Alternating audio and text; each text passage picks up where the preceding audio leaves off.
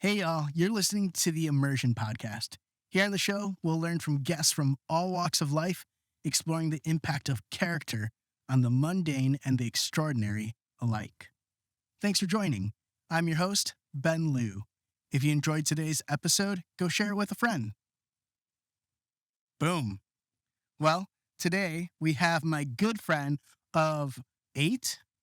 Eight? Yeah. Yeah, Give or 8 take. years. Yeah, let's give go- or take let's 8 go years. 8 years. Let's go 8. Of 8 years, we literally met each other through our common interest of photography. Photography. This is Ross Rawson the third. You never will forget it. Love it. That's very nice of you. Oh, come on. Heck yeah. Ross has been a great friend through the years, and we've just been able to support each other and encourage each other throughout all of our ups and downs and transitions in life. And so, Ross, why don't you tell us a little bit more about who you are, what you do, and your beautiful family? Wow, dude. Well, first, thanks for having me on the podcast. This is really exciting, especially to just be here with my boy. You know, we got a trip in the works right now, and it's always good to just be around good people. Thank you for doing this too, man, to help people and our friendship, man. It's just been awesome. You know, I guess 8 years, it didn't count at 7 though, right? 7 years, 6 years. It's a real friendship after 8. That's why we needed that extra, time. Yeah. You're friends for 7 years, man. That's just luck. No, but all jokes aside, yeah. So I've been an entrepreneur a lot of my life. I know people say that word loosely, and they don't really live it. So I think to be fair and give context, I was like entrepreneur hearted throughout most of my life, but I never really took it full stride. I always worked at like other places and did things, but yeah. So I've been I built a couple businesses throughout the last, couple of years, but my most successful ones, have been really real estate. So I have a real estate team, and that's cool. I got a beautiful family of 3. Got 2 kids. Well, I know Ben always gives me eyes because I forget Winnie. Winnie's our dog. So I have 2 boys, a daughter, a beautiful dog, and I have a wife named Stephanie. And man, our life is everything but average. We do everything to the extreme, man, and I'm just blessed to be alive and be here. Boom. That's Just that, like that's that. a nutshell. Honestly, that's like what is it, the cliff note, honestly. Elevator pitch. Dude, there we go. I like that. Elevator pitch. Yeah. Very, very akin to Short your and acumen. simple, nut and bolt. Yeah. Yeah. But we're gonna go deep. Absolutely. So, in the toils of being an entrepreneur, a family man, there was a lot that's built up to this point. And obviously, we can thank a lot to one, the Lord, and Mhm. 2, your relationship and your devotion to Stephanie, because what is it? A loving relationship means a supportive relationship, right? And so I've been blessed to see how she pulls the best out of you throughout the years, in both patience and both in just recognizing, hey, I need to get stuff done, because if I'm going to be the man of the house and provide and take care of my children and be an Mhm. example and be better than who I was years past, I need to step it up, because, there's got to be a little bit of pressure. And Yeah. you've taught me this personally. Yeah. And I don't think I ever really recognized what pressure, a healthy amount of pressure, looked like until you began to really articulate some foundational language, such as owning the studio, where I was like, oh crap, I have it. Now how do I support it? Mhm. And how do I build upon it and all these Yeah. other things, right? There's a lot there. Absolutely.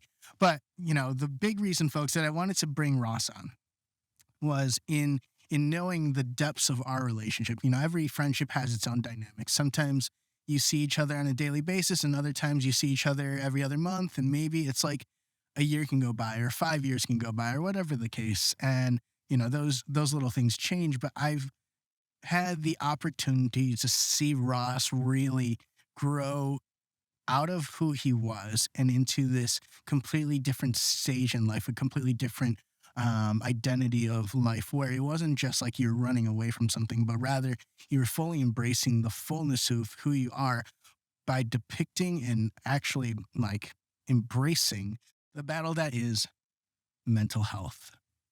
And so I've been able Love to mental health, by the way. same. Listen, emotional development, mental development, all great, but man, it's not easy, but it's so worthwhile, and you are a great testament to it. And so that's why, of course, I wanted to bring you on, because you've dealt with things such as anxiety, panic attacks, so on and so forth. And, at this point, why don't you take it from here? Yeah, man. So where do you want me to start? I guess like in the very like anxiety in general, or just like an overall like kind of where we left off and kind of where I was at to the beginning. Because I just because I want to give context and yeah, yeah. I think that a little bit of beginning, because I think us meeting is one thing. Okay, I think, okay, there were yeah, yeah, obviously yeah, a little bit, there were a few months for prior sure. that were very crucial to that For moment. sure. For sure. Okay. So, yeah, when we're talking about anxiety, we're talking about panic attacks. First off, I'm not a therapist or a licensed psychologist. I have to say that I'm not a doctor. This is just my own experience and my strength and hope. But, anxiety and depression, panic attacks is a very tricky thing. And what I will say is that for the longest time, in the period in which our friendship began, I was running from it, not to it. And for those of you, I'm sure there's probably some people on here that know David Goggins, right? Who doesn't love David Goggins? Um, you know, Something he said really resonated with me. And he said that, everyone's always trying to train themselves during good conditions, right? Everyone, oh, well, when you're happy and this is how it's supposed to be. Or, when life is going on, this is how it's supposed to be. But no one trains in the darkness. No one trains in the hard. No one trains where it's not easy. Often at times, people don't seek discomfort or seek those things, right? And so I just want to set the stage to say that that is the number one element on why I've been able to really conquer anxiety and panic attack. And when I say conquer, I mean completely conquer. It has no grip or hold on my life anymore. I have the grip and hold on it, and I'm in control of it, right? Come on, somebody. That fires me up saying it. So yeah. So a lot of my story, I was running from anxiety and panic attack. And then as I began to change, and I'll get into that with Ben, when our friendship really started to manifest and grow tremendously, is I ran toward it, right? And a lot of help of that by the Lord, and a lot of help of, friends and like Ben himself, really, he's my Barnabas to be in the hard places. But, when you're starting out with anxiety and panic attacks, it's really important to understand that it's okay. I think that there's a heavy thing in our culture that you just need to be cured, just be fixed. One, two, three, breathe 5 times, sit this, go take a warm shot. You're okay. It's so backwards because what happens when you do all that and you're still sick in your mind? What happens? What happens when Ben Lou's not there at night to hold me and comfort me when I'm, distraught, right? So I think the element of faith and having the Lord to walk you through those seasons takes all of the element of being alone away, right? It does. It really does. So now you have the human aspect of, okay, I'm going to build a good base. I'm going to build a good, network, but I also need that faith. For me, that was big. So, to take all that back and now kind of break it into pieces of what that journey was like. I started having panic attacks so bad that I wasn't able to leave my house. And that lasted for years. Yes, I left my house, but it was very difficult, to go 15 minutes here or there. And then I got on medication, and the medication worked tremendously. I will say that. But it was a band aid because eventually they had to rip that band aid off. Nothing is permanent, my friend. And typically, if it works, they're going to double, triple you up on everything, right? So medication was increasing. My life was going downhill. Times were going on. And then our friendship really magnified when everything fell apart. And so, mind you, right, we're going from a guy who's, can't really leave his house, but can, needs medication to survive, but can't take the medication, having panic attacks and anxiety everywhere I go, can't even really hold a job at this point in my life, right? So this is about 7 years ago, right? It's about, yeah, 8 friends, yep, 7 years ago. So 7 years ago, my life was at completely shambles. So I lost everything. I lost everything. When I tell you everything, I mean everything. I had no money. I was living in my mom's basement. I was a single dad. I lost my job. A lot of my material possessions, everything down to my bed, my daughter's crib, a TV, a dresser, and some other things that I owned to my name. And it was humbling, man. But through that process of losing it all and seeking to go into the discomfort, I realized there's so much freedom. There is so much freedom, man. But we're not taught that freedom. And so you have to learn what that is, right? And maybe you're sitting here and you're like, yeah, man, but every time I go into work, I get an anxiety attack and I can't function. That's okay. Go into the meeting, have the anxiety attack. It's going to be okay. You're going to get through it. And by teaching yourself that you're bigger than that moment and that you can just face it head on. What happens is the anxiety shrivels up. So that was really what began to take place. And throughout that venture, right, I had some awesome experiences at Annie's house. Shout out to Annie. She was amazing. Honestly, I really received revival at those houses in such a way where the Holy Spirit began to really work in me in a way that only God knew that I needed. You know, I actually have something that I wrote from one of her houses. Yeah, and I'll read that for you right now, if that's okay. Yeah, Yeah, absolutely. keep on going. For context, this was Annie Burns' ministry, which was called Momentum Ministries at the time. Love them. They are now branded as Kingdom Culture. Join us Sunday mornings, 10 a.m. Hit me up for details. Awesome place. Love what Annie does and her team. So, Yeah, man. So this was such a powerful place for me. In fact, that I the Lord told me to open up my phone at the moment, and I remember where I was. I was in the kitchen because there were so many people you couldn't get a seat in the main area, and the Lord told me this. Now, mind you, guys, at this point in my life, I'm coming out of rehab because of the drugs that the doctors had me on. I can't really do much. I think no, Ben, you didn't give me a ride there, but I got a ride there, and I remember even getting a ride into the house. Man, I was just freaking out. Being around a lot of people just did not make me feel right. And this is what the Lord told me. He said, "The season of not feeling me will end. There will be a time to plant and reap. But still, for I am the Lord your God. Come and let me invade your life. Do you hear me?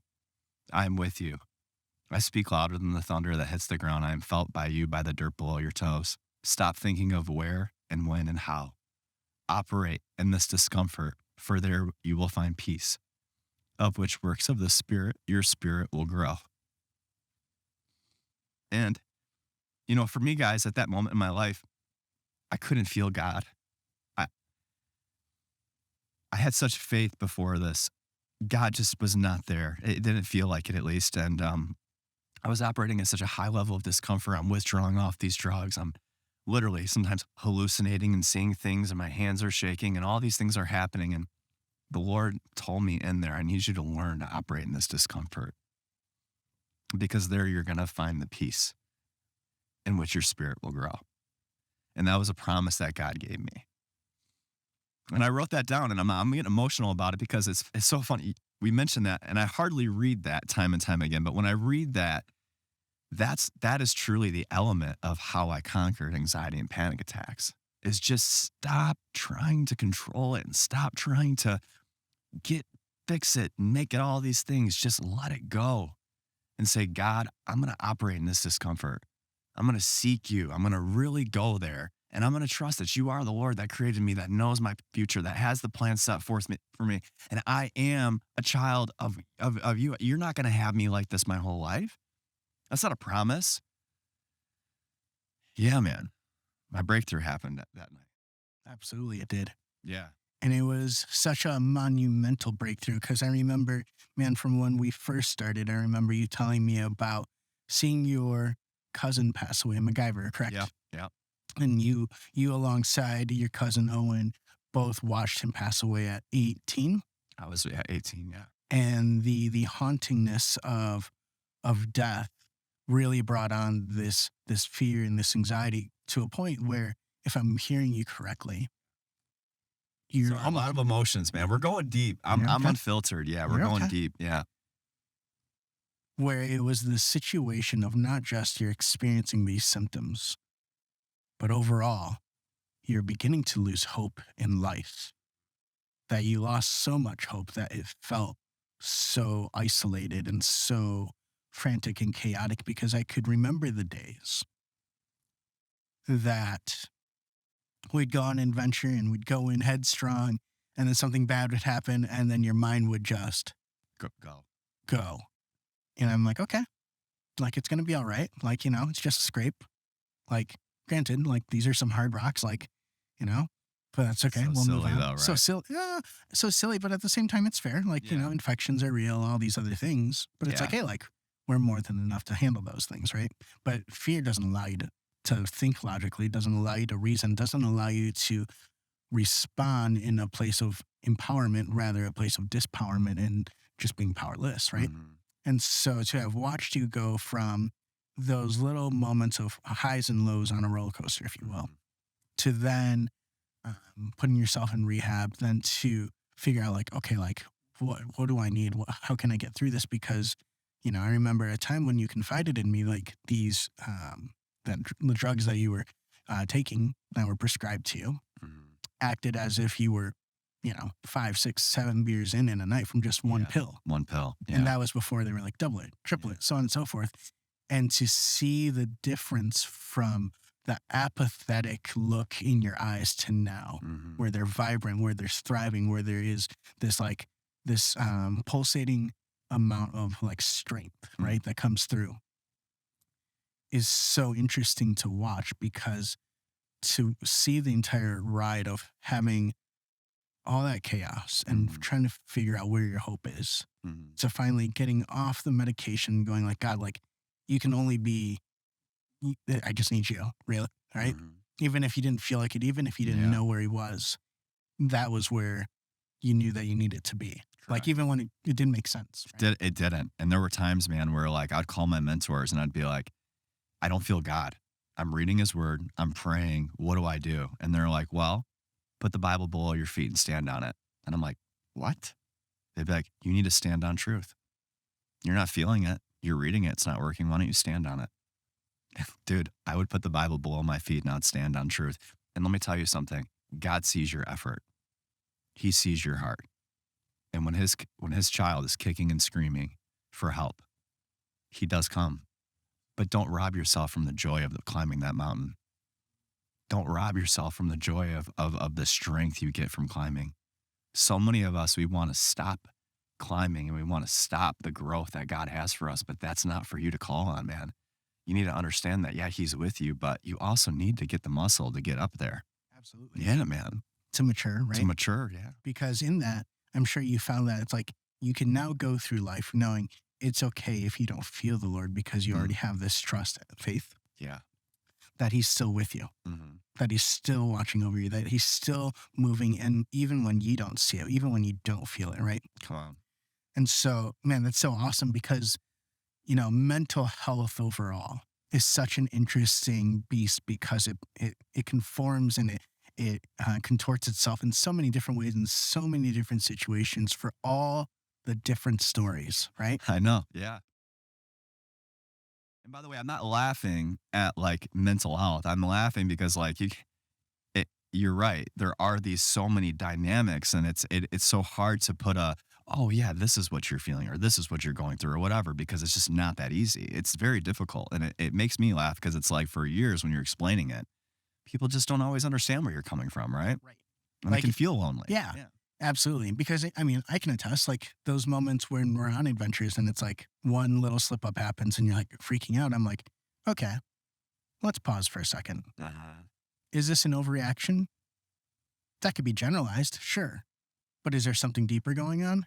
Absolutely. And that's what it is. Right. And it takes a duality. And I think, you talked about networking. I've always heard a great phrase of calling it a support system, right?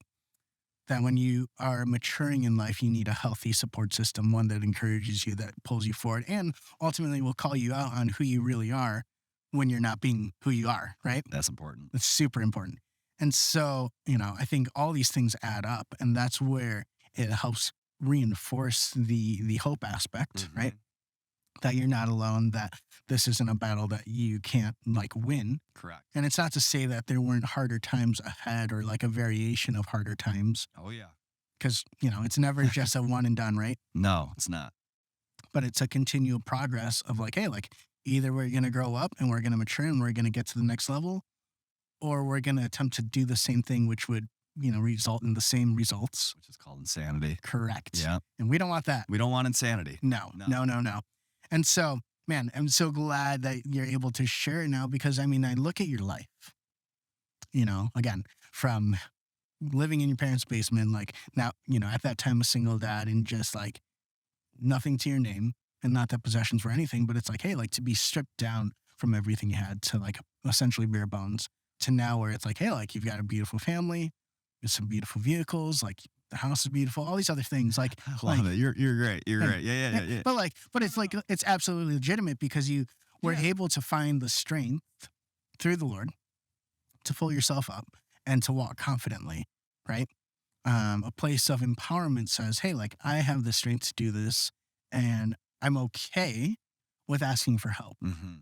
versus someone who can try and brush it off, try and put a band aid on it and say, I'm fine, I'm strong enough. And like ultimately hit a pitfall of repetition or Mm. whatever the case, you know, they can call it a slippery slope or whatever, but you've really established a healthy um, approach to it. Yeah. Thanks, man. I appreciate that. Yeah, you can't have the mindset of I know it all.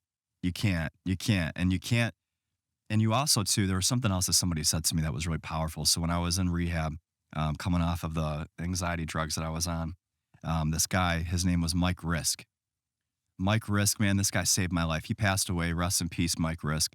But this guy, he pulls me aside and he takes me downstairs and we're doing this like the thing. And he goes, listen, kid, you need to be a fighter to make it through this. And so he's like, give me 10 push ups right now. Now, mind you, okay, I'm withdrawing. I am hallucinating. I am on phenobarbital. Okay. If anyone knows what phenobarbital is, it is a heavy drug to basically allow your body, from my understanding, to not have a seizure because you're coming off of these drugs. But it literally just makes you feel like you are knocked out. Like you cannot really do much on it. And you're not on it for a whole time when I was in rehab, but a majority of the time I was on that drug. And it did help, but it made me really tired.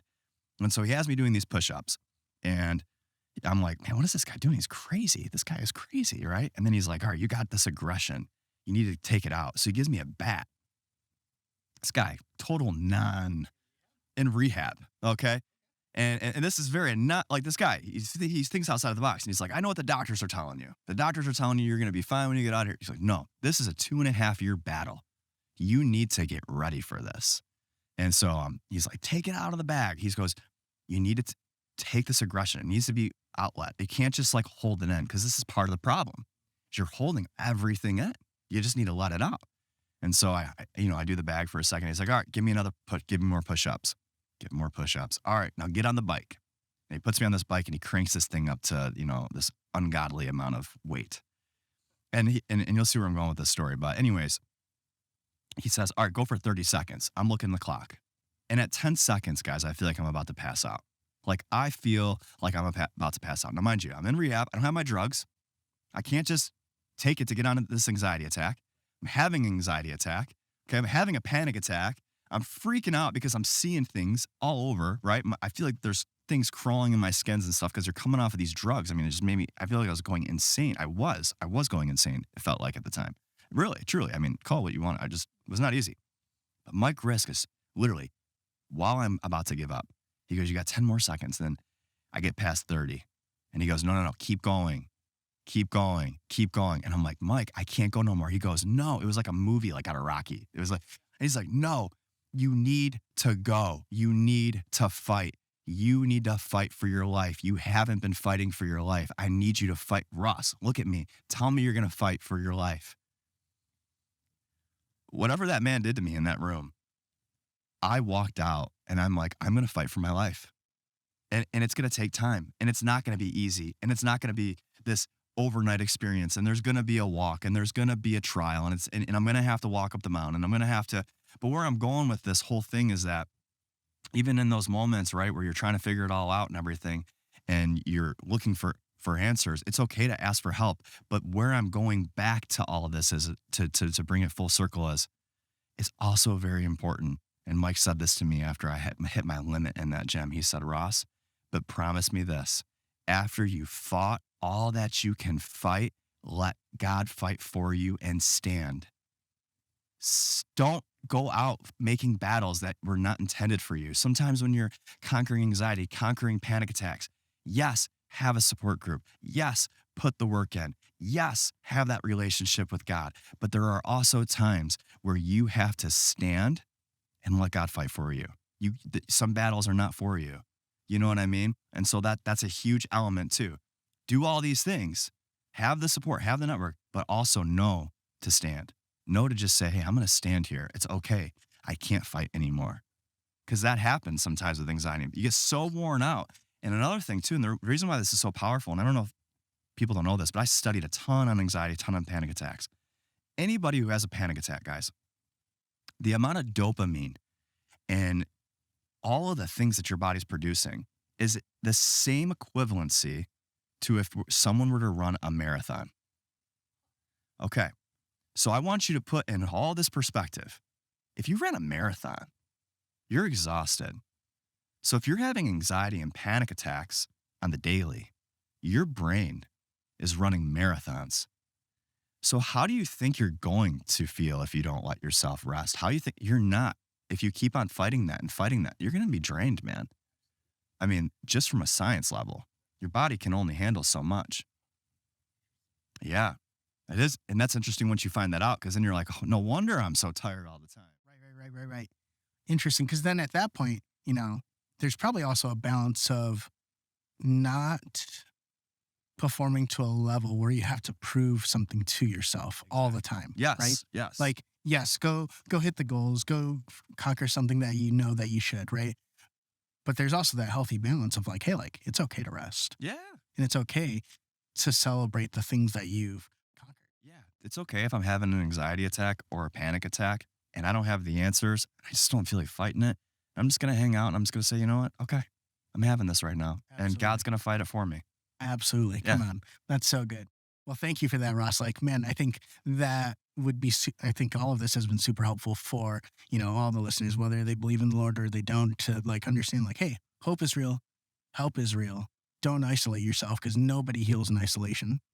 And that like, hey, like understand that when it comes to your life, it's worth fighting for. Come on. End of the day. That's right. Regardless if you believe in the Lord or not, like Let's let's make that first and foremost. Like, yes, like we're Christians, all these things, but at the same time, every life is valuable. Come on. Right? Facts.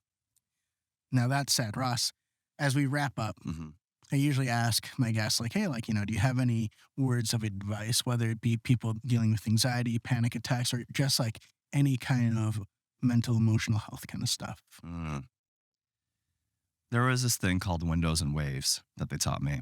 And I think it's really important. And I actually carry it as a book with me everywhere I go. Not just a book, like a notebook. But I like to write my goals, track my feelings, track my things, what's going on with me, all that stuff. I don't deal with anxiety and panic attacks, like I said, anymore. I just don't. Like, yeah, will I get anxious over something? Of course. Life happens, but it doesn't control me anymore. So I would say the windows and waves. What I mean by that, if you're having anxiety, panic attacks, and they're happening all the time. Okay, a window is a moment in time of which you feel absolute peace and clarity. Waves are kind of what they sound like, uncomfortable, rocky waves. And so when I was going through this journey, being able to understand where I found my windows and where I found my waves, and then understanding what those time elements were. Let me explain. You can start to document and understand. For me, again, I'm not a doctor or a psychologist or therapist, but this is what worked for me. If I started to notice in the beginning of my day, I would have a window and I'd have a lot of clarity, a lot of understanding, a lot of peace, whatever. I would celebrate that. And I'd write that down. Oh, I felt great for 2 hours today. Boom. And then if I had a portion of my day where it was like kind of crummy and I was really anxious and I would time it. I'd look at my watch and be like, okay, I'm starting to feel anxious right now. Boom. And then when I would get out of that wave, I would then document it. And so I'd start to see a parallel. Okay, man, every time I have an anxiety and panic attack, they typically last about 2 hours. Okay, well, how do I get that down to an hour 45? Let's not try to go for an hour. Let's just try to go for 15 minutes. That's it. And I would start to knock down the time. And eventually I got it down to 5 minutes. Then I got it down to 1 minute. Then I got it down to 15 seconds. Then I got it down to 5 seconds. Now it's like a splinter of a thought. It goes, choo-choo, but nope, no panic attack. It's just like, it's so quick. But how do you get that? For me, it was documenting my windows and waves. And the windows began to happen way more than the waves. And the waves began to settle and my life became very peaceful. And the waves would really only happen at crazy life events, right? Like getting married, buying a house, having a kid, all the normals. But yeah, I think that that's a really practical tool. If you have anxiety, a panic attack, start to write down, hey man, okay, I had a really good window here where I was really happy, really positive for this amount of time. And I'm noticing that all my waves, all my anxiety moments are like an hour long. Man, okay, well, and I'm noticing that they happen here, here, here, and here. Okay, well, why? And start to go deep. Why? Why am I feeling that? And then as you get that data about yourself, then start to implement tools and things, whether it's reading, writing, walks, whatever it is. It could be whatever it is for you. that can make that time useful so that when you do go into a wave, you can go, okay, well, I know they're about an hour. So what can I do for an hour to try to make best use of this time? Yeah. And then you start to realize that. And then your life no longer seems like you're a victim, but you're just a victor going through a mountain. Boom. That's it. Love that. Yeah. Love that. Such a practical skill and like approach. Yeah. So good. Heck yeah. Well, sweet folks, this is Ross Rawson the third. Listen, if you guys want to reach out to him, I've seen Ross literally interact with those who would openly admit about panic attacks, anxiety, so on and so forth, and he's met them exactly where they are. I've had friends that I've personally referred to Ross just to have at least some sort of commonplace. Like he is not afraid of that conversation. I'm sorry, I'm just throwing you onto that pedestal, but it is what it is. And I've had the extreme pleasure of watching Ross do this, not just in a professional setting such as this, but even at his work or as he's walking through his day, like he's willing to stop. And I think that's a great testament to who he is. So thanks, man. Reach out if you want to. Also, if you're looking for a house, Metro Detroit area, this is one of the guys. I appreciate it, man. Thanks for having me on. One of the things I love about Ben Lou, okay? Ben Lou is the Barnabas in my life. And again, for the people who, I feel like some even Christians really don't even know who Barnabas is a lot. I mean, he's not that famous of a guy, right? But he's the guy who, has built a tremendous amount of leaders, but yet doesn't really receive the credit for which he does it. And why I say that about Ben is Ben has the ability to go into those places. And I've been so thankful, bro. Our relationship is probably one of the richest that I have. And he's able to not seek any reward for it. You just want to come from that place of helping people and loving people. And it's just such a great relationship to have to know that there's people out in the world like that, man. And your story is amazing too, dude. And this podcast, I know it's going to touch a ton of people's lives. And yeah, man, can't wait to see what you do with it, brother. Boom. There we go. Well, hey, check out our stuff. We're going to Zion January. I'm going to turn 30 by the time you guys watch this. So let's here we go. Entering 30s with a brand new mountain to conquer. That's it. All right, y'all. Deuces. That was perfect.